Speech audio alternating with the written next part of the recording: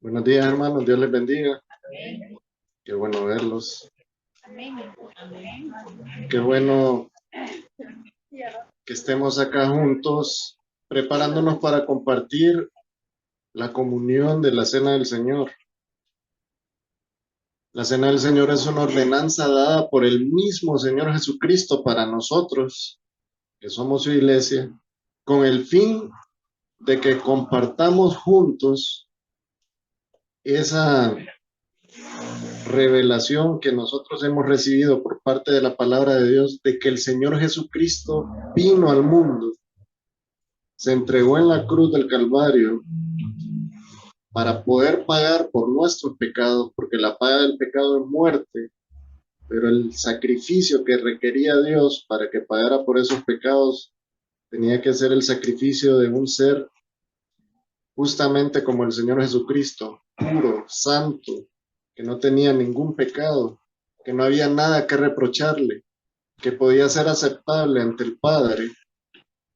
Y por eso nosotros el día de hoy, reconociendo que nos dio la potestad del Señor de ser hijos suyos, de ser salvos por medio del Señor Jesucristo, estamos acá juntos recordando lo que el Señor hizo por nosotros. El Señor se entregó en la cruz, se sacrificó en la cruz del Calvario para que nosotros pudiéramos el día de hoy descansar en una esperanza viva de que un día vamos a estar con Él por la eternidad. Entonces, eso estamos celebrando hoy, la comunión de los creyentes, la cena del Señor. Antes de comenzar, hermanos, quiero que tomemos en cuenta algo muy importante para nosotros como congregación. Aquí estamos hablando de situaciones que a todos nos deben alegrar y nos deben también producir ánimo para seguir adelante, y es el tema de la construcción. Mañana, si el Señor lo permite, comenzamos ya con la siguiente etapa de la construcción, que es en esta parte donde está el altar. No sé si ustedes se ubican ahí donde está el altar, que hay unas bodegas de lámina. Pues sobre esas bodegas de lámina se va a hacer una losa. O sea que la losa, donde está la oficina de la hermana Irene, ahí en el segundo piso, se va a ampliar esa losa hasta pegar allá donde termina la propiedad. ¿Con qué fin se va a hacer esa losa?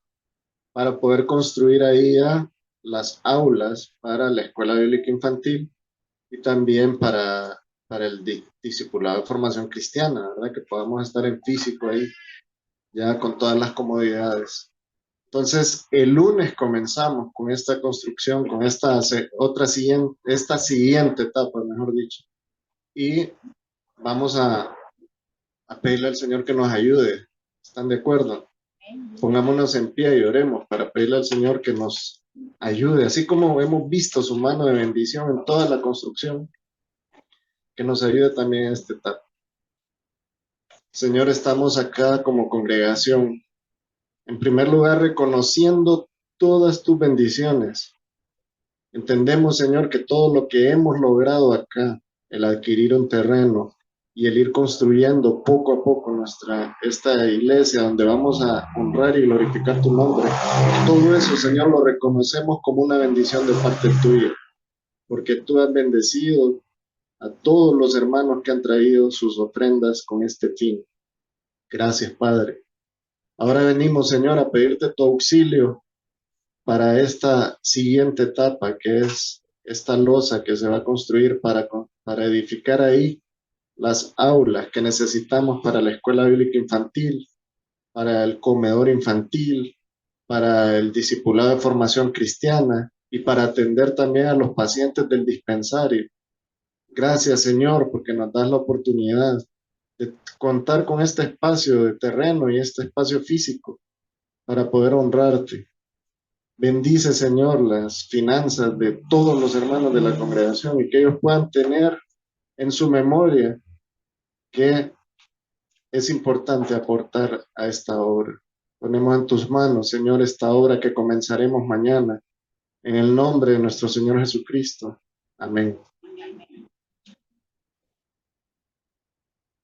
Bueno, entonces, les quiero recordar también a los hermanos que están en el DFC, ya están listos para las clases mañana. Vamos a ver cuántos hermanos hay del primer nivel. Levanten la mano los que están inscritos en el primer nivel. Por allá veo unas manos, acá veo otra mano. Segundo nivel, ¿hay alguien del segundo nivel? Por allá veo manos, acá también. Tercer nivel, acá están. Tercer nivel son mis alumnos. Cuarto nivel, ¿quiénes van para allá? La recta final al cuarto nivel. Bueno, no hay ninguno al cuarto todavía aquí, pero gracias a Dios mañana ya comenzamos. El discipulado nos va a servir para afianzar todas esas doctrinas bíblicas, para entender mejor al Señor, conocerlo más por medio de su palabra. Vamos a comenzar ahora con el mensaje de hoy, que le hemos denominado el título El Hijo del Hombre. No sé si tienen curiosidad ustedes o alguna vez han reparado en el asunto de que el Señor Jesucristo en muchas ocasiones se menciona a Él mismo como el Hijo del Hombre. Han visto en los evangelios cuando el Señor habla y hace preguntas sobre Él, refiriéndose a Él como el Hijo del Hombre. Bueno, como hoy estamos compartiendo en este momento especial de la Cena del Señor y la comunión de los creyentes, y como queremos obedecer al Señor Jesucristo cuando Él dijo que en estos momentos, que como hermanos en Cristo, practicáramos esta ordenanza de realizar la Cena del Señor, que lo hiciéramos en nombre de Él. Entonces vamos a hablar de Él, ¿verdad? Del Señor Jesucristo. Todo esto lo vamos a hacer en conmemoración del Señor Jesucristo. Y por eso vamos a hablar de Él en este aspecto que lo podemos ver reflejado en los evangelios, cuando Él mismo se menciona, se autodenomina el Hijo del Hombre. Y vamos a ubicarnos en Marcos 14:62, que ese es nuestro texto clave. Y van a entender a medida que vayamos avanzando porque es el texto clave, porque tomamos ese texto en medio de todos los textos donde el Señor se le menciona como hijo de hombre, hijo del hombre. Marcos 14:62. Para darles un poco de contexto, en este momento el Señor Jesucristo estaba frente al sumo sacerdote y todo ese cuerpo del Sanedrín que lo estaba acusando y que estaban procurando tentarle y condenarle en base a cualquier delito que ellos consideraran que el Señor había cometido para poder deshacerse de él, ¿verdad? Ese era el fin. Pues cuando, cuando le preguntaron al Señor Jesucristo, el sumo sacerdote le pregunta si él era el Cristo, si él era realmente el Mesías que estaban esperando, la respuesta del Señor fue esta. Y Jesús le dijo, dice versículo 62 de Marcos 14, yo soy. La respuesta ahí fue contundente, yo soy. Y veréis, les agrega, ¿verdad? Y veréis al Hijo del Hombre, refiriéndose a él mismo siempre, sentado a la diestra del poder de Dios y viniendo en las nubes del cielo. Como ven, el Señor Jesucristo ahí reveló su identidad a todos aquellos que no habían creído en Él todavía, que por mucho que Él en el transcurso de su ministerio estuvo dando señales de quién era, esta gente todavía estaba insistiendo que Él no era quien decía ser, ¿verdad? Que es el Mesías, el Hijo de Dios, el Redentor, esa promesa que había establecido el Señor desde el Edén. Todos estos incrédulos con el corazón enceguecido por la vanidad y por la soberbia, no lo pudieron reconocer. Pero el Señor fue contundente acá y les dijo, yo soy. Y veréis al Hijo del Hombre sentado a la diestra del poder de Dios y viniendo en las nubes.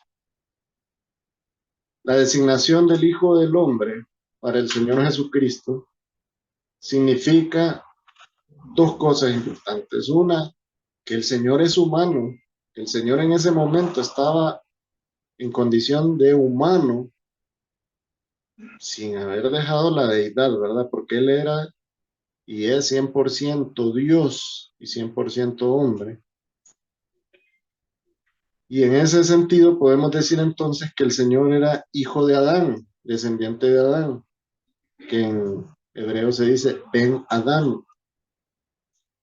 Y también la segunda, eh, el segundo aspecto importante que refleja este término de hijo del hombre es que el Señor era ese Mesías prometido, del cual se había profetizado ya en el Antiguo Testamento y del cual ya se le había mencionado con ese eh, nombre de hijo de hombre, hijo del hombre, y lo podemos ver en el libro de Daniel.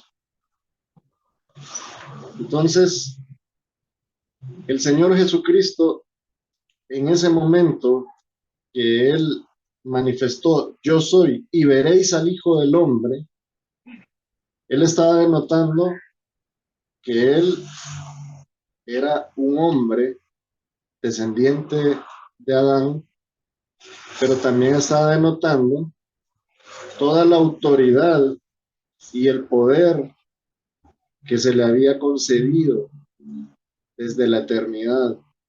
La expresión hijo del hombre aparece en el Antiguo Testamento con mucha frecuencia como un sinónimo de hombre.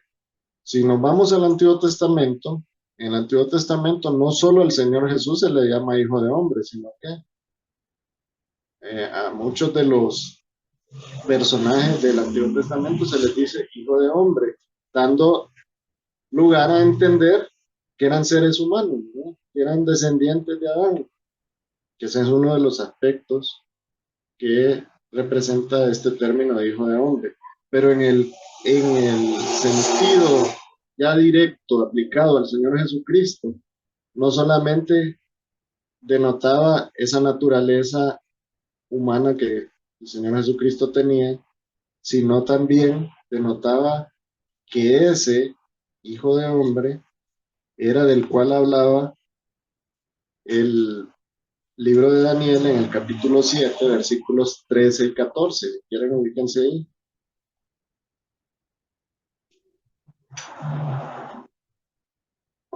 Acá Daniel tiene esta visión. Miraba yo, dice Daniel, en la visión de la noche, y he aquí con las nubes del cielo venía como un hijo de hombre que vino hasta el anciano de días y le hicieron acercarse delante de él y le fue dado el dominio, la gloria y el reino para que todos los pueblos, naciones y lenguas le sirvieran.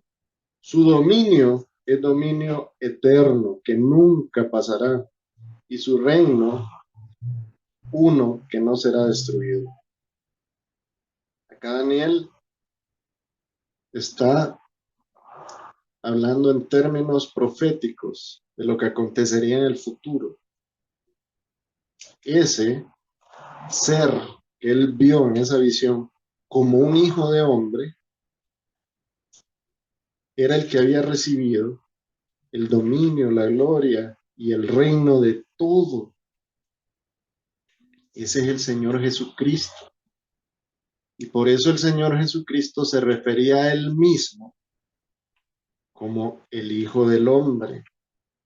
Muchos no lograron identificar por qué él se refería a sí mismo como Hijo de Hombre. Bueno, solamente en los evangelios se le menciona al Señor como Hijo de Hombre 82 veces. 69 en los evangelios sinópticos y 13 en el evangelio de Juan. Aquí vamos a hacer un paréntesis. ¿Por qué se les dice evangelios sinópticos a Mateo, Marcos y Lucas? Yo sé que todos lo saben, pero por si alguien no lo sabe, se les llama sinópticos porque presentan la vida de Jesús de una manera muy similar entre sí. O sea, están juntos en la misma óptica. Sin significa juntos y ópticos se deriva de óptica, de visión, ¿no?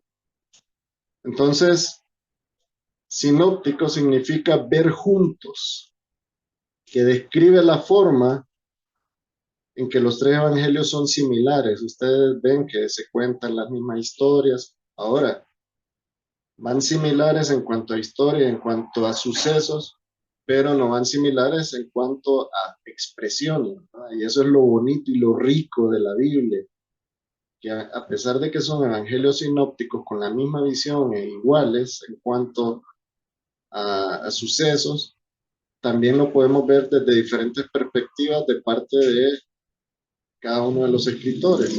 Pero el Evangelio de Juan ya es muy diferente a esos tres evangelios, ya su estructura es muy diferente a la estructura de los evangelios sinópticos.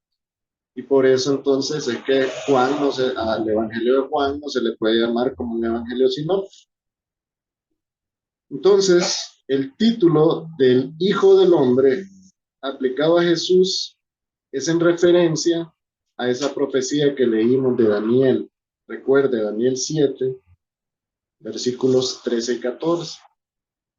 Esa designación de Hijo del Hombre es un título mesiánico y escatológico aplicado al Señor Jesucristo. Cuando hablamos de título mesiánico nos referimos a que se le está señalando a Él como el Hijo del Hombre, pero también se le está relacionando como ese ser escogido por Dios, ungido por Dios, que es el Cristo, que es el Redentor, que es la promesa manifestada en el Edén, que iba a venir y que de hecho ya vino y cumplió con el objetivo que había sido trazado desde el inicio de la humanidad, que Él iba a redimir al hombre del pecado. Pero también se le menciona, se le designa este término de hijo de hombre como un término escatológico, o sea, algo que va a acontecer en los tiempos finales. Y podemos ver cómo la Biblia lo va llamando el hijo del hombre, y cómo también hay profecías de los últimos tiempos que hablan sobre la venida del Señor Jesucristo. Y se le menciona en esos términos, el hijo del hombre. Cuando Jesús usaba esta frase en relación a sí mismo, él se estaba adjudicando esa profecía de Daniel que hablaba del Hijo del Hombre. Así de sencillo. El que no entendía eso era por falta de conocimiento y de discernimiento. Los judíos de esa época debieron haber estado íntimamente familiarizados con esa frase, porque ellos estudiaban las Sagradas Escrituras, ellos estudiaban a Daniel. Y cada vez que escuchaban al Señor Jesús llamarse de esa forma, autodenominarse Hijo del Hombre, ellos sentían un golpe, sentían un choque y decían, este es un blasfemo. Los que nunca pudieron identificar al Señor Jesucristo como su Salvador, de los que el mismo Señor les dijo en un momento, ustedes no me entienden porque no son mis ovejas. Mis ovejas oyen mi voz y me siguen, pero ustedes no son mis ovejas. Esos que no comprendieron por qué él se llamaba a sí mismo Hijo del Hombre, eran aquellos que no eran ovejas de Cristo, que no entendieron quién era Él, porque no eran ovejas del Señor. Marcos 14, busquemos en Marcos 14 ahora, siempre ahí mismo, pero un poquito más atrás. Ese contexto del cual les hablé.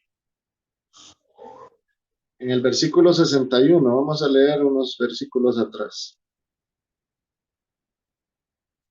En ese momento, todos estos que eran los sacerdotes, los miembros del Sanedrín, la gente que gobernaba religiosamente el pueblo de Israel, ellos querían condenarlo.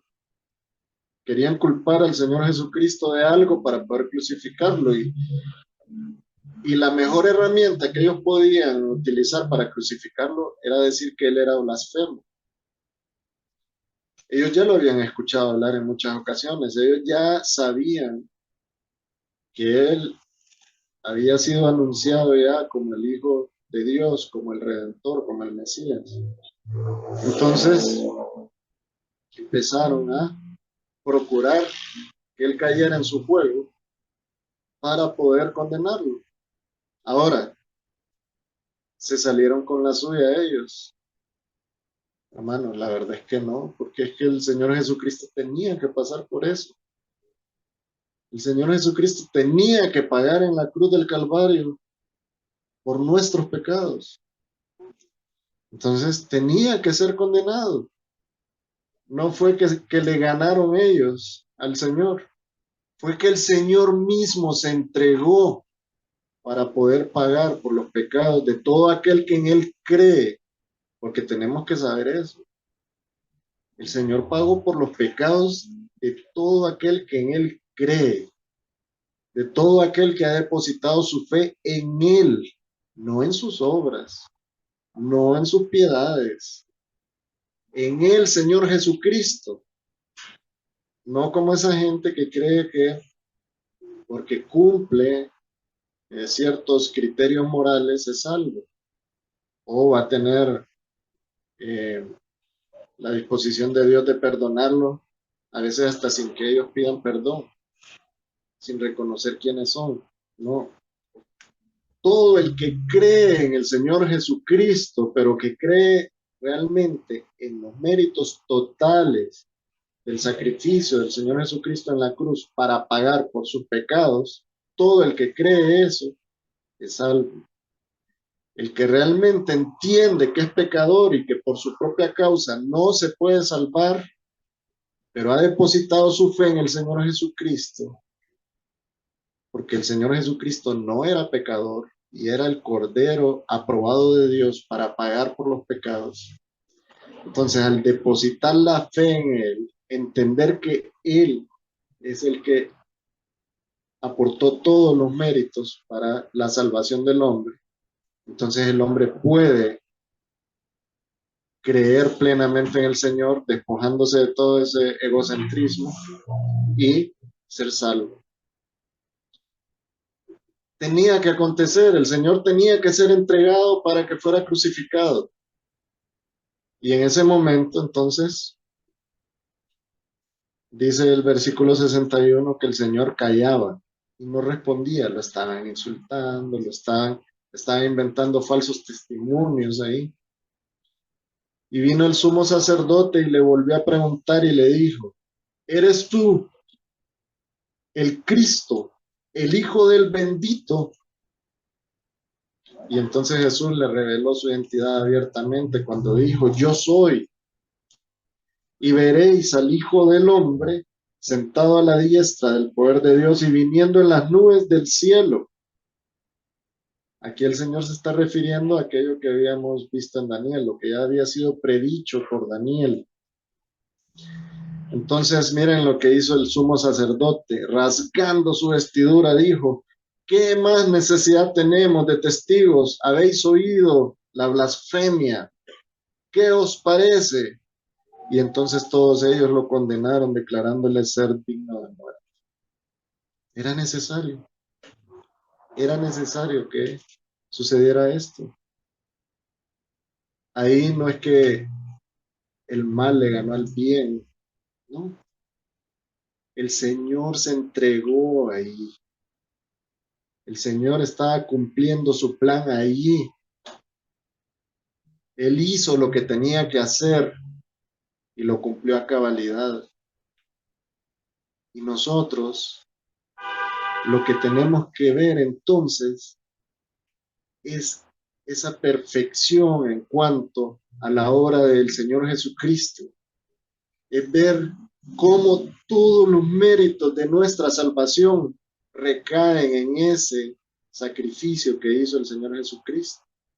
La paga del pecado es muerte, Nosotros nos merecemos morir eternamente por causa de nuestro pecado, pero el Señor Jesucristo vino y nos justificó cuando Él se entregó por nosotros, murió por nosotros, pagó ese pecado con su muerte para que todo el que cree en Él, nosotros los que hemos creído en Él, podamos entonces entender que ahora tenemos vida nueva, vida espiritual que hemos recibido a causa de ser vivificados por haber creído en el Señor Jesucristo.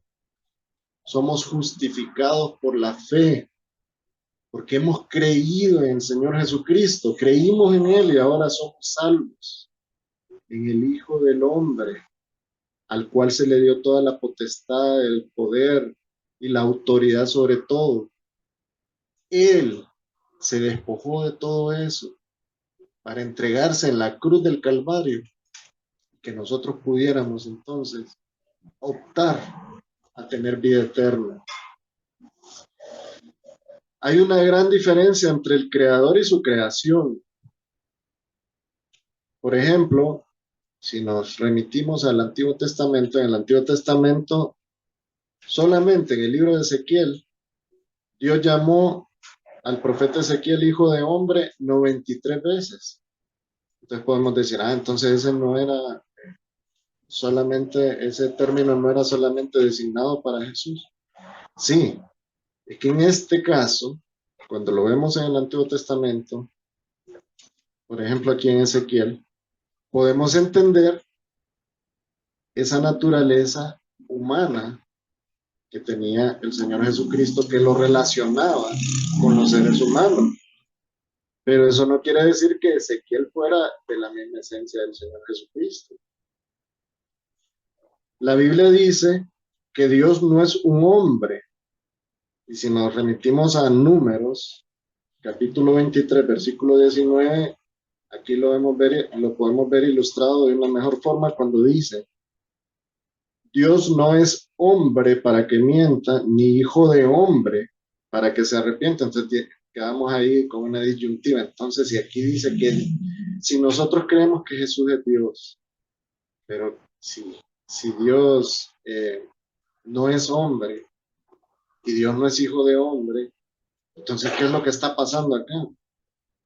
Bueno, Dios es perfecto y el hombre no es perfecto, es imperfecto. Entonces, su naturaleza humana, la naturaleza humana de Jesús, lo hizo imperfecto. Porque si Jesús, admitimos nosotros que anduvo aquí revestido de carne, como ser humano, entonces él se volvió imperfecto. No, nunca. La naturaleza del Señor Jesucristo es diferente porque el Señor Jesucristo cumple una situación única, que es el único ser que está en esta condición. Él es objeto de la unión hipostática, que es la unión de la naturaleza divina con la naturaleza humana. Eso significa naturaleza hipostática. Jesús es 100% hijo de Dios, es 100% Dios. Y ese evangelio del cual hablamos, que es el evangelio de Juan, que no es sinóptico, pero que sí nos arroja gran información sobre el Señor, nos dice en Juan 1:1 que el Señor Jesucristo en el principio era el verbo, y el verbo era con Dios, y el verbo era Dios. No hay duda que Jesús es Dios. Y nos aclara entonces qué es lo que pasó con el Señor Jesucristo. Jesús es 100% humano, es el Hijo del Hombre y Juan 1:14 nos lo aclara. Miremos ahora más adelantito ahí siempre en Juan 1, versículo 14, cuando dice, primero hablamos de que el verbo era, en el principio era el verbo, y el verbo era con Dios y el verbo era Dios, es el Señor Jesucristo. Pero acá vamos a lograr entender qué es el Señor Jesucristo cuando leemos en el versículo 14. Y aquel verbo, ese verbo que dijimos, que en el principio era el verbo y el verbo era con Dios y el verbo era Dios, Ahora vemos acá que aquel verbo fue hecho carne. ¿En quién, hermanos? En el Señor Jesucristo. Y habitó entre nosotros.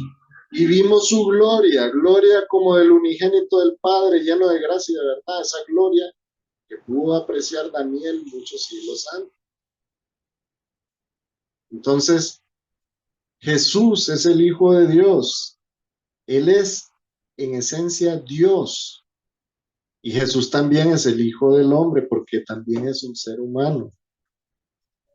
Entonces, en resumen, esta frase, el Hijo del Hombre, aplicada a Jesús, lo que nos indica es lo siguiente, que Jesús es el Mesías y que Él es verdaderamente un ser humano. Él anduvo aquí en un cuerpo igualito que el nuestro. Él tenía los mismos órganos internos que nosotros. Él también padecía de hambre, de calor, de frío, de sueño, de cansancio. Pero no por eso el Señor dejó de ser Dios, dejó de tener esos atributos de Dios como la santidad, la perfección, la justicia.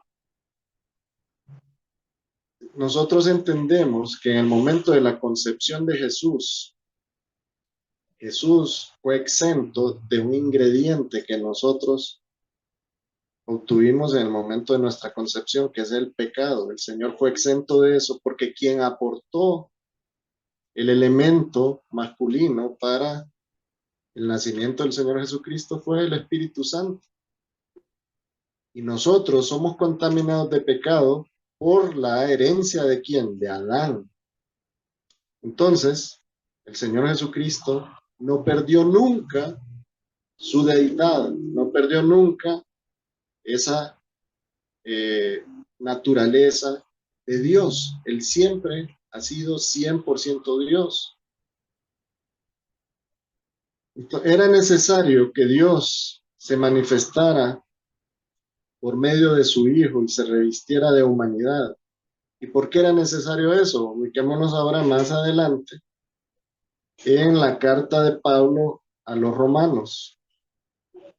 Romanos capítulo 5, versículos 18 al 19. Ahí vamos a entender por qué era necesario que el Señor se revistiera de carne, se revistiera de humanidad.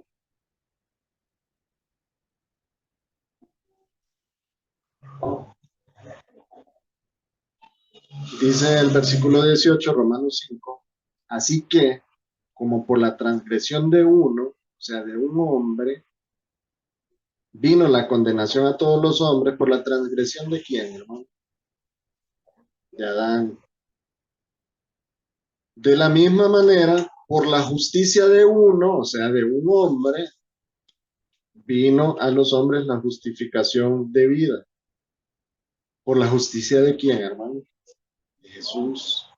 Era necesario que Él fuera igual que nosotros para que alguien de la misma condición de nosotros pudiera concedernos a nosotros la justicia de Dios. Porque así como por la desobediencia de un hombre, los muchos fueron constituidos pecadores, por la desobediencia de Adán, ¿verdad? Así también por la obediencia de uno, o sea, de un hombre, que es Jesús, los muchos serán constituidos justos. Solo un ser justo, santo, sin pecado, podía obedecer plenamente a Dios y con ello justificar, santificar y redimir el pecado de los demás seres humanos y sobre todo establecer esos lazos eternos de paz con Dios. Solamente alguien como el Señor Jesucristo, en la condición de Él, esa condición de su naturaleza hipostática, 100% humano, pero también 100% divino, podía ser satisfactorio para el Padre. Solamente Él podía vencer lo que el pecado nos induce a hacer a todos los seres humanos. Jesús se autodenominó el Hijo del Hombre en muchas ocasiones. Y hay un texto muy bonito donde podemos verlo Y podemos ver también cómo se revela, además de que Él se manifiesta como el Hijo del Hombre, se revela también ahí su deidad, se revela que Él es el Redentor, que Él es el Mesías, que Él es el Cristo. Vámonos a Mateo 16, versículos 13 al 16.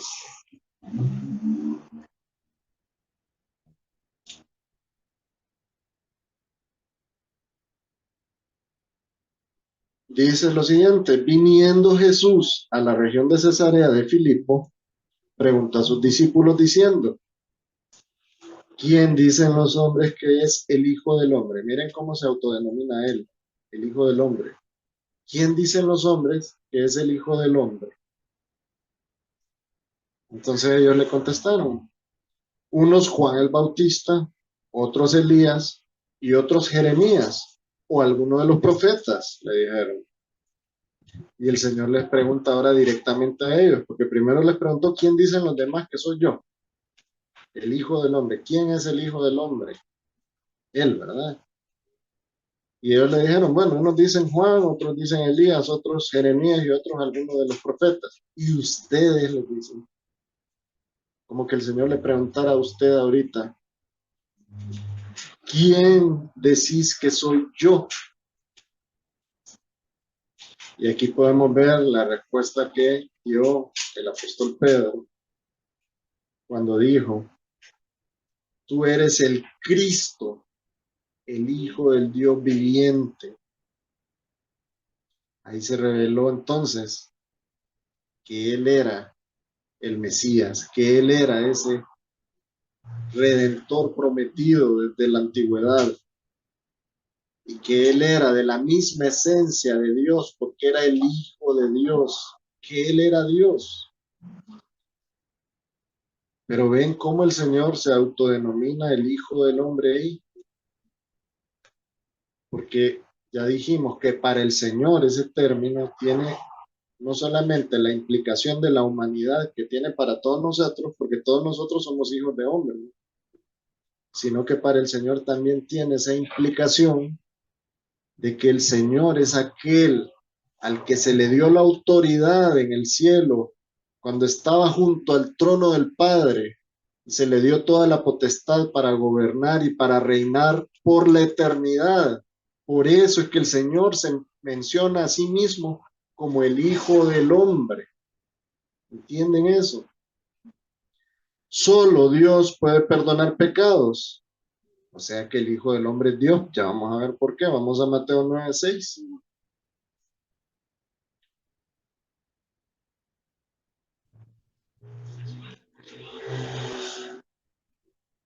Dice: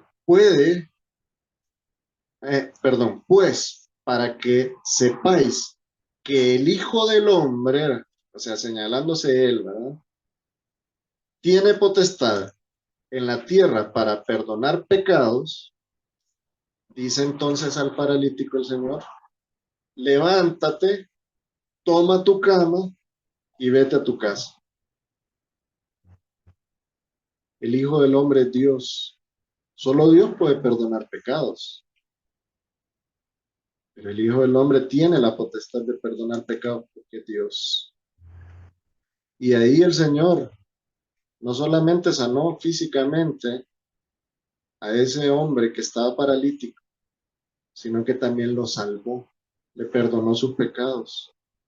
Y lo podemos ver en diferentes ocasiones, cuando el Señor perdonaba pecados.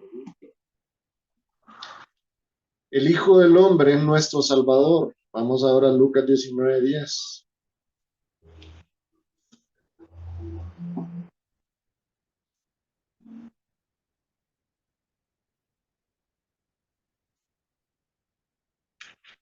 Dice: porque el Hijo del Hombre, refiriéndose a sí mismo, al Señor, vino a buscar y a salvar lo que se había perdido. El Hijo del Hombre también vino para servir. Imagínense, hermanos, Dios mismo manifestado en carne vino a servir a la humanidad para darnos a nosotros el ejemplo de cuál debería de ser nuestra actitud.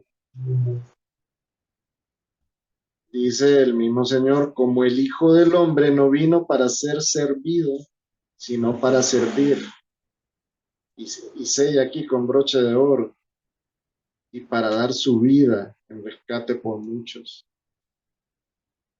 Hermanos, Dios mismo manifestado como hombre por medio del Señor Jesucristo, vino a servir al prójimo, a entregar su vida por todo aquel que en él cree.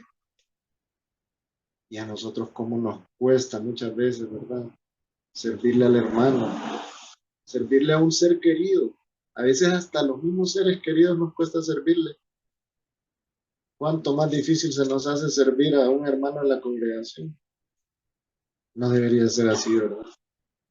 Si nosotros realmente aspiramos a acercarnos a las características de la personalidad del Señor Jesucristo cuando anduvo aquí en este mundo, deberíamos de procurar preocuparnos más por el servicio al cuerpo de Cristo, a los hermanos, a todas esas personas que fueron rescatadas de la muerte eterna y fueron admitidas por Dios por medio de creer en el Señor Jesucristo para vida eterna.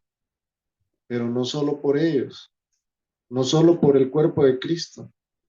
Nosotros, hermanos, tenemos que preocuparnos también por todo aquel que no ha escuchado el verdadero evangelio de salvación del Señor Jesucristo. Porque hay muchos evangelios falsos que se andan predicando ahí. Por ejemplo, cuando le dicen a alguien, a Dios no le importa cómo usted sea, Dios es amor. Usted puede seguir haciendo lo que sigue haciendo, pues con tal usted diga que cree en Jesús, usted es salvo. Ahí no han conocido al Señor Jesucristo realmente, porque el Señor Jesucristo es amor, pero es santo también. Es un Dios justo y nadie se puede burlar de él. Dios conoce las intenciones del corazón de las personas. Hay otros que le dicen que para poder tener paz y comunión con Dios, lo que se necesita es ser generoso con la obra del Señor. Sea generoso. Despójese de lo que usted tiene y con eso usted va a garantizar un lugar en el cielo. Tampoco es cierto, hermanos. Ese no es el Evangelio. El Evangelio del Señor Jesucristo es entender que somos pecadores y que merecíamos la muerte eterna, pero que el Señor Jesucristo vino a pagar por esa muerte, porque la paga del pecado es la muerte, y Él pagó por nuestra muerte con su muerte en la cruz del Calvario. Todos los méritos son del Señor Jesucristo en la cruz del Calvario. El Hijo del Hombre vino para dar su vida en rescate de muchos, y esos muchos espero yo que seamos todos los que estamos acá y todos los que el Señor Jesucristo va a traer a que nos acompañen acá. El Hijo del Hombre debía padecer, ya estaba estipulado así, él tenía que morir, él tenía que padecer. En Marcos 8:31, vamos ahora al Evangelio de Marcos. Es uno de los tres evangelios que sinóptico. Marcos 8:31 dice, y comenzó a enseñarles que le era necesario al Hijo del Hombre padecer mucho y ser desechado por los ancianos, por los principales sacerdotes y por los escribas, y ser muerto y resucitar después de 3 días. El Señor fue introduciéndoles este tema a los discípulos, fue mostrándoles la necesidad que existía de que Él en algún momento fuera entregado en manos de estas personas para que hicieran con Él todo lo que hicieron hasta el punto de crucificarlo y darle muerte. Era necesario. El Hijo del Hombre debía padecer, y así lo manifiesta Marcos 8:31. Era necesario al Hijo del Hombre padecer mucho. Fue necesario, pero no sucedió eso porque el hombre o porque el pecado o porque Satanás venció al Señor. Todo lo contrario. Sucedió esto, el Señor padeció porque ya estaba estipulado en su plan que la única forma para pagar por el pecado del hombre era la muerte. Y la muerte de él era la única ofrenda satisfactoria para que el Padre pudiera perdonar al pecador. Él tenía que padecer. Ahora, ¿a dónde está el Hijo del Hombre? Porque el Señor fue crucificado, fue sepultado en la tumba. Al tercer día resucitó, gloria a Dios, y hay muchos testigos de eso. Y después muchos testigos lo vieron ascender al cielo. El Hijo del Hombre ahora está en el cielo. Miren qué bonita esta visión de Esteban. Ustedes saben quién era Esteban, ¿no? Yo tengo un sobrino que se llama así, pero no le voy a decir que Esteban es mi sobrino. Esteban, el personaje bíblico, es un hombre, un joven que conoció el Evangelio del Señor Jesucristo y se apasionó tanto que murió por causa del Evangelio. Y él en Hechos 7:56 dijo esto. Ahí está registrado en Hechos lo que él dijo. He aquí, veo los cielos abiertos y al Hijo del Hombre que está a la diestra de Dios. Ahí está el Hijo del Hombre, hermanos. Ahí está el Señor Jesucristo. Ese del cual nosotros hemos conocido por su palabra, ese que ha impactado nuestras vidas a tal punto que nos resucitó de la muerte eterna a la vida eterna, ese Hijo del Hombre está a la diestra del Padre en este momento. Ahí donde lo vio Daniel, recibiendo el poder y la autoridad sobre todos los reinos, ahí está el Señor. Y está intercediendo por nosotros, hermanos. Tenemos un abogado en el cielo, que es el Hijo del Hombre, el Señor Jesucristo, intercediendo por nosotros. ¿Y qué nos prometió el Hijo del Hombre? Vamos ahora a Marcos 14:62 nuevamente. Él nos prometió que iba a venir. Marcos 14:62. Que iba a venir y que lo íbamos a ver venir en las nubes. Y Jesús les dijo, yo soy, y veréis al Hijo del Hombre sentado a la diestra del poder de Dios y viniendo en las nubes del cielo. El Señor cumplió lo que prometió, porque Él está a la diestra del Padre. Esteban lo pudo ver en esa visión y nosotros lo podemos ver en la Biblia manifestado que el Señor ahora está a la diestra del Padre, tal como se lo dijo ahí a estos que lo estaban condenando. Y nosotros ahora podemos entender que estamos a las puertas de que Él venga por nosotros, por su iglesia. Y después también que se lleven a cabo todos los acontecimientos finales, donde el Señor Jesucristo vendrá a gobernar por 1000 años con vara de hierro, y después va a ser el juicio final. Pero ¿qué nos advierte el Hijo del Hombre? Vamos ahora a Lucas 21:34.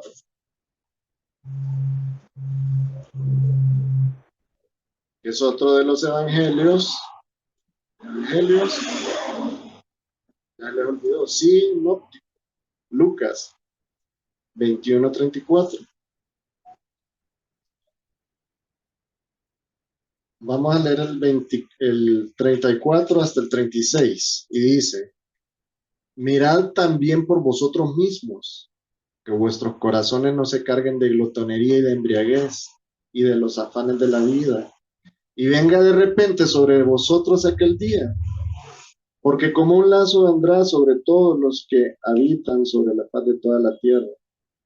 Velad, pues, en todo tiempo orando, para que seáis tenidos por dignos de escapar de todas estas cosas que vendrán y de estar en pie delante del Hijo del Hombre.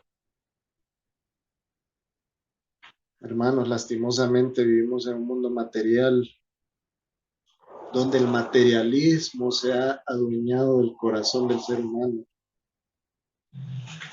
Por eso acá el Señor se refiere a la glotonería, a la embriaguez, a esos afanes. Cuando habla de glotonería y embriaguez, se refiere a esas eh, situaciones que nos inducen a nosotros a sentirnos eh, satisfechos. Queremos más, más y más de todo. ¿Qué es lo que nos vende la mercadotecnia? Que tenemos que tener más y más y más de todo. No hay, eh, no hay satisfacción en el ser humano en ningún sentido. Si tiene una casa, ahora necesita una casa más grande. Si tiene un carro, necesita el otro carro de mejor modelo. Si tiene un reloj, pero salió una promoción del otro reloj. Ah, y eso que no han visto los televisores que salieron anunciados por allá para ver el mundial. Ah, y eso que no han visto los planes de pago que están dando para que usted pueda viajar al mundial de no sé dónde. Ah, y es que usted no ha visto cómo con la tarjeta tal usted puede pagar el concierto de Luis Miguel e ir a ver a Luis Miguel. Todo eso, hermano, son situaciones mundanas materiales que inducen al hombre a quitar su vista del objetivo, quitar su vista del autor y consumador de la fe. La Biblia dice que hay que tener los ojos puestos en el autor y consumador de la fe. ¿Quién es ese? Es el Hijo del Hombre del cual estamos hablando, el Señor Jesucristo. Sobre Él hay que tener nuestra visión. No les estoy diciendo, hermano, que hay que ser conformista y solo porque yo les estoy diciendo que no hay que ser materialista, usted no se va a ir a comprar algo bueno si usted puede comprarlo, claro que sí, pero no deposite toda su confianza y su satisfacción en esas cosas materiales. Esas cosas materiales son pasajeras, pero la vida eterna no es pasajera y todo lo que usted haga ahora, de aquí en adelante, todas esas obras de justicia que usted está acumulando acá son las que van a ser pesadas cuando usted esté frente al tribunal del Señor, cuando esté en pie delante del Hijo del Hombre, lo que dice acá. Usted va a ir a presentar allá sus obras de justicia, todo lo que usted haya hecho una vez que creyente. Y esas obras de justicia no tienen nada que ver, hermanos, con situaciones económicas. Esas obras de justicia no tienen que ver con algo material, tienen que ver con la manifestación del fruto del Espíritu. Ustedes tienen que proyectar a los demás. Entonces, el Señor advierte sobre eso. No se pierdan en los afanes del mundo. No dirijan sus ojos a la autosatisfacción, a esa glotonería, al exceso. El Señor está hablando acá de exceso. Glotonería y embriaguez es exceso. Porque el Señor no dice, no se carguen de comida, no vayan a comer, no dice que estemos en ayuno permanente, Él dice, no sean glotones, no se embriaguen, o sea, no caigan en excesos, no se dejen consumir por los afanes de la vida, mejor preocúpense, velen en todo tiempo orando, teniendo una relación con Dios, para que el día que les toque estar en pie frente al Hijo del Hombre, ustedes salgan aprobados y se sientan felices y contentos por todo lo que hicieron acá y que el Señor les diga, ven buen siervo y fiel, en lo poco fuiste fiel, en lo mucho te pondré.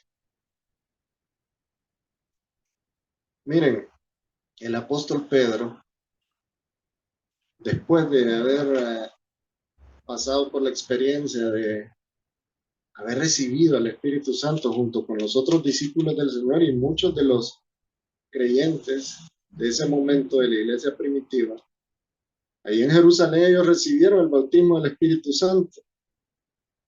Y cuando recibieron ese bautismo empezaron a hablar en diferentes idiomas. Unos hablaban en griego, otros en arameo, otros en diferentes idiomas de la región.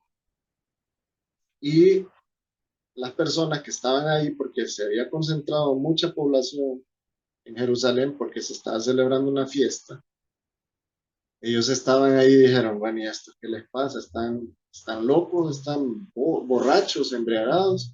Porque unos entendían el idioma que estaba hablando el otro, pero otros decían, ¿y este Galileo que está hablando en otro idioma, que está hablando esas jerigonzas? Pero no eran jerigonzas, eran idiomas. Lo que pasa es que de repente esa persona no lo entendía, pero había otro que sí lo comprendía. Entonces vino Pedro y les aclaró a todos esos que estaban señalándolos y diciéndoles, están llenos de mosto, están borrachos. Pedro les aclaró y les dijo, bien, vamos a Hechos 2:22. Varones israelitas. ¿Por qué se refiere a los israelitas? Está en Jerusalén en ese momento que está, miren, justamente lo que está pasando ahorita con la iglesia de Suyapa y esa gente que viene de diferentes lugares a visitar ahí a Suyapa, pues eso estaba pasando en Jerusalén. Estaban viniendo al templo por esa fiesta que había, que era una fiesta religiosa. No era que la Virgen de Suyapa estaba en Jerusalén, nunca he dicho eso, hermano, no se equivoque. Pero había movilización de personas desde ahí por esa fiesta. Y en ese momento justo fue cuando el Señor Jesucristo, cuando Dios Padre envió al Espíritu Santo a bautizar a todos los primeros creyentes. Entonces sucedió eso que les hablé, hablaron en diferentes idiomas. Y como lo señalaron, vino Pedro y les dice a todos estos que estaban ahí, que eran israelitas, varones israelitas, oíd estas palabras. Y acá empieza a hablarles sobre ese hombre que se había manifestado ahí, que habían dado caminando ahí entre ellos, que lo habían podido ver, que lo habían escuchado y no le hicieron caso. Pero miren lo que Pedro les dice.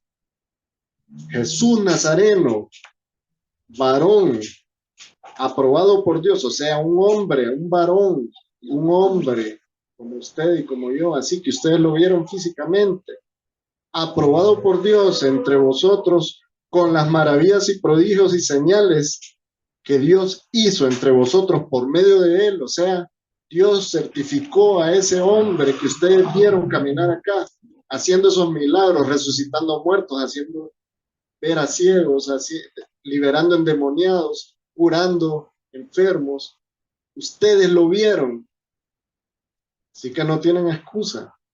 Y les dice que anduvo, que fue aprobado por Dios, o sea, certificado por Dios con esas maravillas, prodigios, señales que hizo entre vosotros, como vosotros mismos sabéis, les recuerda, se acuerdan, ¿verdad? Les dice, a este, entregado por el determinado consejo, aquellos que ya hablamos, esos sacerdotes y ese Sanedrín que estaba ahí unido en asamblea para entregarlo, y anticipado por determinado consejo, dice, que eran ellos, y anticipado conocimiento de Dios, porque Dios sabía que se iba a acontecer todo eso, prendisteis, o sea, arrestaste y matasteis por manos de inicuos, crucificándole. ¿Se acuerdan de todo eso? Le está diciendo Pedro. ¿Se acuerdan de ese hombre que ustedes vieron todo lo que hizo y que ustedes, por medio de la orden religiosa, lo entregaron a manos de inicuos de los romanos para que lo crucificaran y lo mataran? A ese que Dios levantó, porque les está recordando que Jesús había resucitado y que habían testigos de eso. Sueltos los dolores de la muerte, por cuanto era imposible que fuese retenido por ella, porque Jesús era Dios, hermano, no podía estar retenido por la muerte. Porque David dice de él, y miren qué importante es esto, el conocimiento de la palabra de Dios. Pedro les está refiriendo ahora a los salmos de David y les dice que David dijo esto: veía al Señor siempre delante de mí, porque está a mi diestra, no seré conmovido. Por lo cual mi corazón se alegró y se gozó mi lengua, y aún mi carne descansará en esperanza, porque no dejarás mi alma en el Hades, ni permitirás que tu santo vea corrupción. El santo de Dios no vio corrupción, el santo de Dios es el Señor Jesucristo. Y acá el apóstol Pedro les aclara que David no se está refiriendo a él mismo, se está refiriendo a ese que iba a venir. Y sigue diciéndoles las palabras de David: me hiciste conocer los caminos de la vida y me llenarás de gozo con tu presencia. Y acá les aclara: varones hermanos, se puede decir libremente del patriarca David que murió y fue sepultado, y su sepulcro está con nosotros. Allá en Israel está el sepulcro, hay un edificio donde está el sepulcro de David, hay un monumento también. Dice: está entre nosotros hasta el día de hoy, pero siendo profeta, o sea, estas palabras de David eran proféticas, y sabiendo que con juramento de Dios le había jurado que de su descendencia en cuanto a la carne levantaría al Cristo para que se sentase en el trono, viéndolo antes, habló de la resurrección de Cristo. Miren cómo lo explica claramente Pedro, y se lo está explicando a todos esos que habían caminado con el Señor. Entonces, Pedro le habló a todo esta gente que estaba en ese lugar, y miren lo que pasó. Bueno, Pedro sigue hablando, lo que pasa es que el tiempo eh, ya se me está acabando, y solo voy a leer esto importante. Este Jesús a quien vosotros crucificasteis, Dios le ha hecho Señor y Cristo. Ese es el que está a la diestra del Padre, es el que Daniel vio, que le fue entregada toda la potestad. Él es el Hijo del Hombre que mencionó Daniel. Y ese día, hermanos, se añadieron 3,000 personas a los hijos de Dios. Y miren qué bonito cómo cierra aquí: y perseveraba en la doctrina de los apóstoles, en la comunión los unos con los otros, que estamos haciendo acá, en el partimiento del pan y en las oraciones. Y eso es lo que vamos a hacer ahora. Les pido que se pongan en pie. Vamos a orar. Hermanos, este es el momento ya de la cena del Señor. Es necesaria la oración, hermanos, para que vayamos al trono de la gracia. Pido a los hermanos del coro y a los hermanos que nos van a servir los elementos, por favor se ubiquen en sus lugares. Pero quiero hacerles énfasis en algo, hermanos.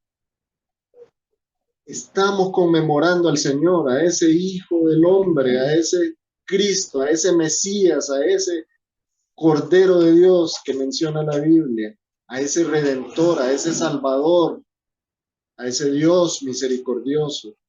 A Él estamos conmemorando hoy. Y estamos celebrando que Él vino y cumplió su promesa, se entregó como el Cordero de Dios, su sangre fue derramada en la cruz del Calvario, pero resucitó, y eso es lo que estamos conmemorando. Y también estamos celebrando que un día Él va a venir por nosotros. Estamos esperándolo. Así que es importante, hermanos, que en este momento que vamos a celebrar la comunión del Señor, lo hagamos en condiciones dignas. Así que vayamos al Señor en oración y pidámosle que nos limpie de todo pecado, que nos limpie de malos pensamientos, de malos sentimientos que andamos cargando, y que nos permita tomar dignamente la cena del Señor. Para tomar la cena del Señor es necesario haber creído en los méritos totales del Señor Jesucristo para nuestra salvación, y reconocer que somos pecadores y no podíamos encontrar paz con Dios si no fuera por el Señor Jesucristo. Si usted ya creyó en el Señor, si usted es salvo, entonces sí está en condiciones dignas para tomar la cena del Señor. Examinémonos nosotros mismos, dice 1 Corintios 11:31.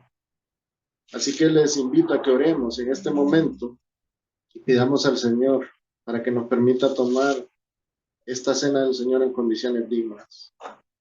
Padre, estamos acá congregados, conmemorando tu nombre, reconociendo quién eres, Señor, ese del cual se habló en el Antiguo Testamento y que lo podemos ver manifestado en el Nuevo Testamento y en nuestras vidas.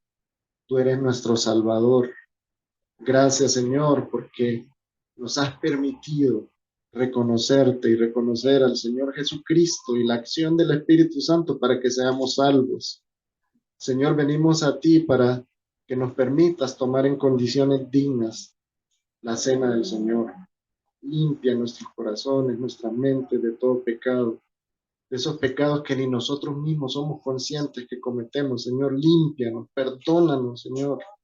Ayúdanos a estar frente a ti con la cara limpia y podamos, Señor, celebrar con gozo este momento que estamos conmemorando, que el Señor Jesucristo vino al mundo, se entregó en la cruz, resucitó y ahora está a tu diestra, listo para el momento cuando toque su venida y nos lleve con Él.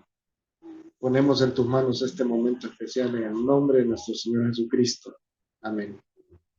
Ahora vamos a entonar un himno, hermanos, mientras los hermanos reparten los elementos y luego procederemos a tomar la cena del Señor.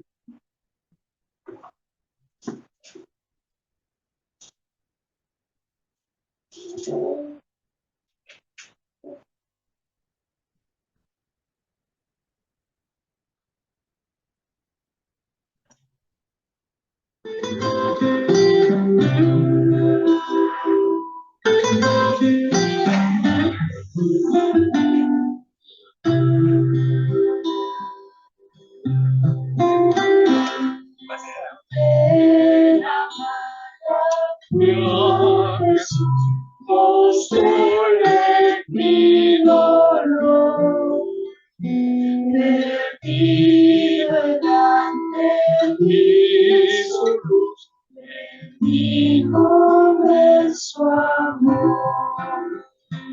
En la cruz, oh, primero vi la luz y las manchas de mi alma el favor. Fue allí por fin vi a Jesús y siempre feliz con el ser.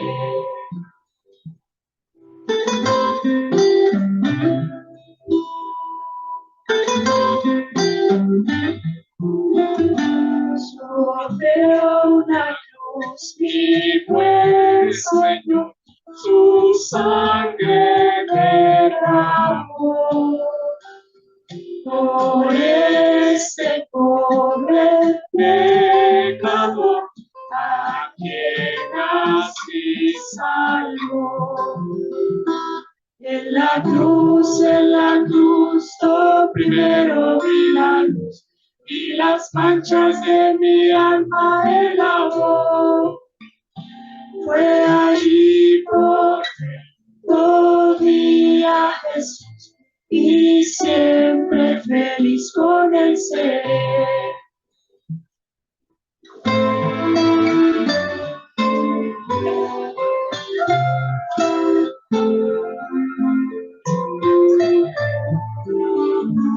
Venció la muerte con poder y al cielo se saltó. Confiar en él es mi placer, por hijo de pollo. En la cruz, oh, primero vi la luz y las manchas de mi alma el amor. Fue allí por todo a Jesús y siempre feliz con el ser. Siempre feliz con el ser.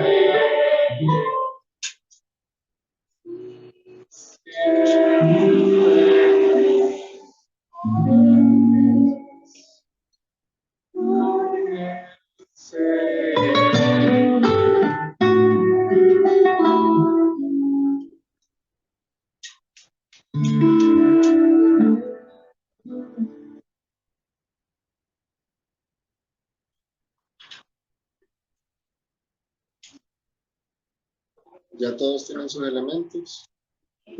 Amén. Vamos a proceder entonces a realizar este momento especial de la Cena del Señor.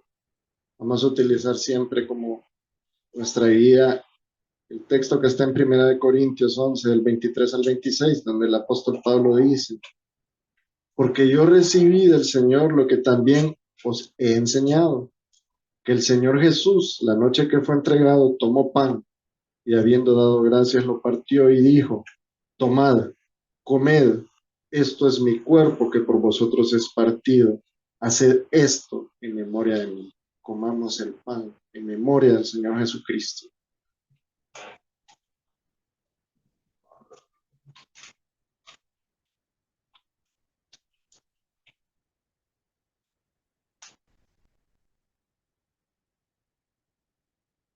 Asimismo tomó también la copa, después de haber cenado diciendo, esta copa es el nuevo pacto en mi sangre. Haced esto todas las veces que la bebiereis en memoria de mí. Tomemos la copa en memoria del Señor Jesucristo.